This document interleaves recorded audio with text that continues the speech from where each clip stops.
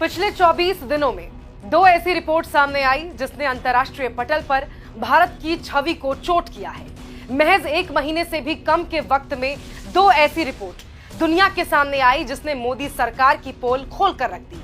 पहली रिपोर्ट 24 जनवरी को आई जिसमें हिंडनबर्ग ने मोदी के मित्र अडानी को लेकर बड़ा खुलासा किया जिससे सब हक्के बक्के रह गए।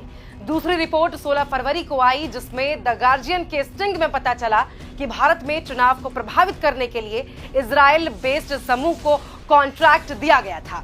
लेकिन यह सवाल उठता है कि बात बात पर ट्वीट करने वाले, बात बात पर प्रेस कॉन्फ्रेंस करने वाले आजकल कहां गायब हैं? जो 56 इंच के सीने का दम भरते थे, आज जब देश उनसे अपने साथ हुए धोखे का जवाब चाहती है तो ये खामोशी क्यों बनी हुई है?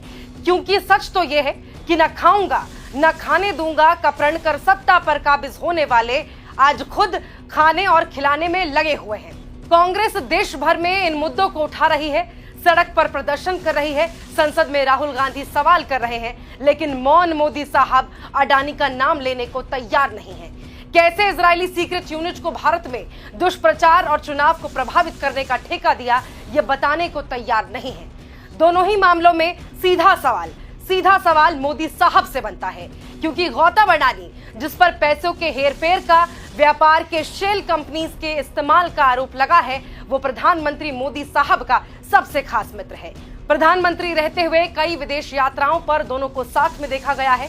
श्रीलंका समेत कई देशों में अडानी को डील दिलाने के लिए प्रेशर बनाने का आरोप भी लगा है। वहीं द गार्जियन के खुलासे के बाद पीएम मोदी फिर एक बार सवालों के घेरे में है, क्योंकि ये यूनिट उसी इजराइल की है जिसके साथ पीएम मोदी की गहरे संबंध है। पीएम मोदी और बेंजामिन नेतन्याहू की दोस्ती से कौन वाकिफ नहीं है? उनकी मुलाकातों की तस्वीरें सोशल मीडिया पर वायरल होती रहती हैं, छाई रहती हैं। इसी इजराइल से भाजपा सरकार ने जासूसी आला पेगासस खरीदा था। पेगासस के जरिए भी वही काम किया गया था जो इजराइल की सीक्रेट कंपनी टीम जॉर्ज करती है। पेगासस के जरिए भारत के कारोबारियों, विपक्ष के नेताओं, जजों और पत्रकारों समेत बड़े अफसरों के फोन टैप किए जाते थे और उन्हें ब्लैकमेल किया जाता था। इसी जासूसी आला का सहारा लेकर भारतीय जनता पार्टी ने मध्य प्रदेश, कर्नाटक, महाराष्ट्र समेत देश के 9 राज्यों में विपक्ष की चुनी हुई सरकार गिरा दी थी और विधायकों को खरीदकर अपनी सरकार बना ली थी। इन तमाम सवालों पर मोदी साहब और भारतीय जनता पार्टी जवाब देने से बचती आ रही है, और अगर जवाब देने आते भी हैं तो स्मृति ईरानी प्रेस कॉन्फ्रेंस करते हुए इन सवालों को भारत की अस्मिता पर हमला बता देती है।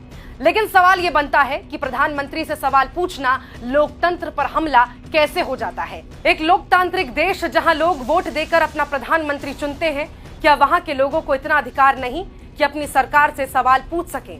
ऐसा करना क्या लोकतंत्र के खिलाफ है?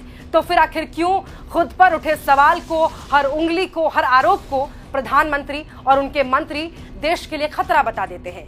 जवाब बिल्कुल साफ है कि जिस दिन बीजेपी के झूठ से पर्दा उठेगा, सारा कच्चा चिट्ठा सामने आ जाएगा।